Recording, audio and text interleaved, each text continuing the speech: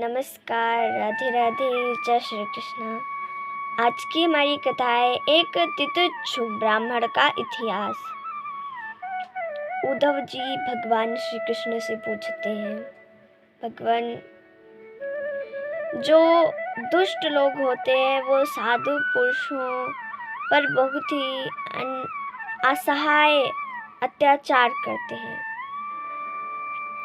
आप इसे हमें समझाइए जैसे मैं समझ सकूं।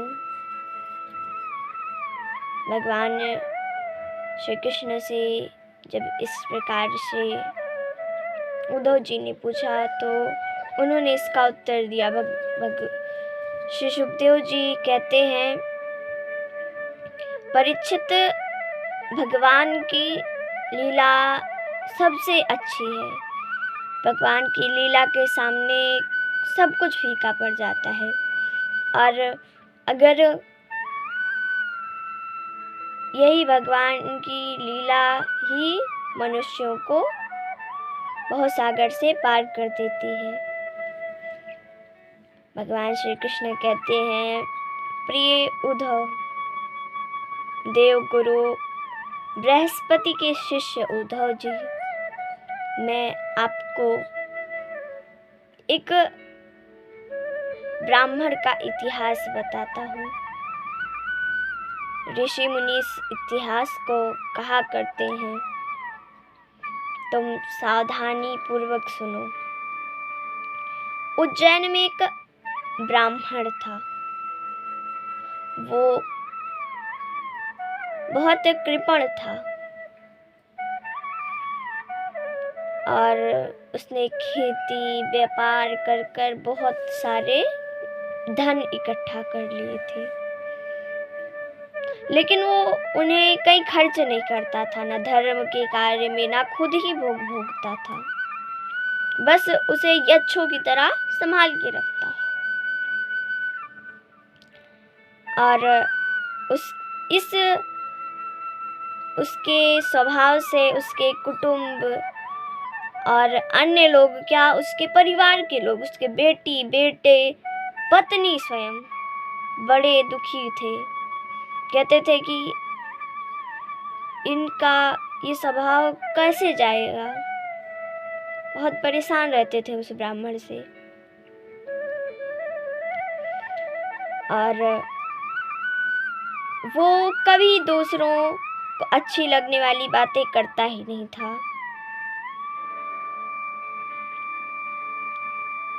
एक दिन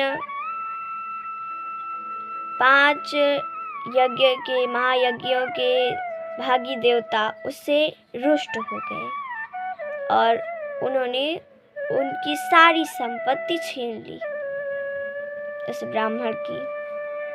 कुछ चोर चुरा ले गए, कुछ उसके कुटुंबियों ने छीन लिए और कुछ जल गए देवीय शक्ति की वजह से।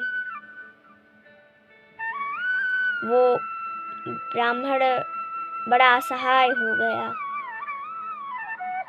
अब तो उसके कुटुंबी भी उसके पास नहीं आते थे कि उसके पास आकर उसका दुख पूछ लें, क्योंकि जब उसके पास धन था तो वो बड़ा ही अहंकारी हो गया था, लेकिन उसे भोगता नहीं था। जो लोग ना खुद भोगते हैं किसी धन को और ना धर्म के कार्य में लगाते हैं, उनकी यही दशा होती है। जो लोग धर्म में लगाते हैं उनका भी धन बचत हो जाता है या फिर लोगों की उससे सेवा हो जाती है। लेकिन ये ब्राह्मण तो न धर्म के कार्य में करता था, न खुद भोगता था, और दुष्ट लोग भी उसे, मान लीजिए, कहीं धन को अपने धर्म में नहीं लगाते लेकिन खुद भी भोगते हैं। उनका भी धन ठीक तरीके से उनके पास रहता है, वो जैसा चाहते हैं करते हैं। ये इस ब्राह्मण ने धन को बचाया और इसी वजह से इसका सारा धन चोर इत्यादियों ने छीन लिया। ये ब्राह्मण बड़ा दुखी हो गया और कहने लगा, हाय, मैंने तो पूरे जिंदगी खेती बाड़ी व्यापार इत्यादि कर कर परिश्रम कर कर इतना धन एकत्रित किया था, लेकिन ये तो एक पल में ही चला गया। मैंने इससे ना किसी धर्म का कार्य किया और ना ही खुद भोगा। हमारे कुटुंबी भी इस व्यवहार से हमारे प्रसन्न नहीं रहते थे, मैं उनको भी प्रसन्न नहीं कर पाया, इसलिए आज वो हमारे साथ नहीं है। इतना धन संपत्ति मैंने बटोरी और अब मुझे ये ज्ञात हो गया है कि ये धन संपत्ति कुछ नहीं है। अब तो बस केवल ईश्वर हैं। अब हम उन्हीं के शरण में जाएंगे, उन्हीं के चरणों में रहेंगे। अब हमें किसी धन की आवश्यकता नहीं है। उस ब्राह्मण ने अपने मन को, अपने इंद्रियों को वश में रखा और मौनी सन्यासी बन गया। अपने ग्राम परिवार कुटुंबियों से दूर वो रहने लगा। जो कुछ मिलता उसी में अपना गुजारा करता और अपना भेष इस प्रकार उसने बना लिया था कि उसके कुटुंबी उसे पहचान न सके कि यही ब्राह्मण है। वो इस प्रकार सन्यासी बन गया था, लेकिन दुष्टों की इस पृथ्वी पर संख्या कम नहीं है। वे साधु लोगों को जरूर ही तंग करते हैं। ऐसे ही दुष्ट लोग आते, कभी उस ब्राह्मण का कमंडल चुरा लेते, कभी उसके ऊपर थूक देते और कभी उसके वस्त्रों को गंदी जगह पर फेंक देते। कभी जब वो हाथ मुंह धुलकर नदी किनारे भोजन करने बैठता तो उसका भोजन छीन लेते। कभी भिक्षा मांग कर लाता तो उसे इधर उधर फेंक देते और कभी उसकी माला तक लेकर चले जाया करते थे। साधु पुरुषों के पास होता ही क्या है, बस वस्त्र होता है छोटा मोटा, गले में कमाला पड़ी होती है, कमंडल होता है, यही सब होता है। लेकिन दुष्ट इतने दुष्ट होते हैं कि इन्हें भी नहीं छोड़ते, तुच्छ से तुच्छ चीजों को, क्योंकि उन्हें साधु पुरुषों को सताने में मजा आता है, क्योंकि वो कुछ करते नहीं हैं, अधिक बोलते नहीं हैं, डांटते नहीं हैं, क्रोधित स्वभाव के नहीं होते हैं, इसलिए इनका फायदा उठाते हैं दुष्ट। इस प्रकार उस ब्राह्मण को भी दुष्ट सताया करते थे। एक दिन उस ब्राह्मण ने सोचा, हाय, मैंने इतना दुख भोगा, लेकिन ये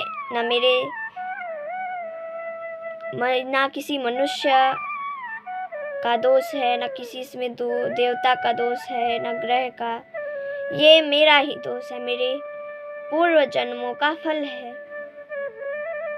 जैसा मैंने अपने पूर्व जन्म में किया उसी का ये फल है। और मैं इस पर किसी से क्रोधित नहीं हूँ। इस प्रकार उस ब्राह्मण ने सोचा। भगवान श्री कृष्ण कहते हैं उस ब्राह्मण ने इस प्रकार सोचा और पूरे पृथ्वी पर स्वच्छंद विचरता रहता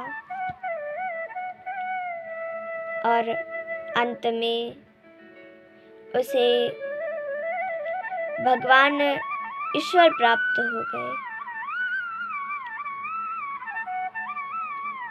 इसी प्रकार हमें भी अपना मन, अपनी इंद्रियों को, अपने मन को वश में रखना चाहिए और अपना मन भगवान में लगा देना चाहिए,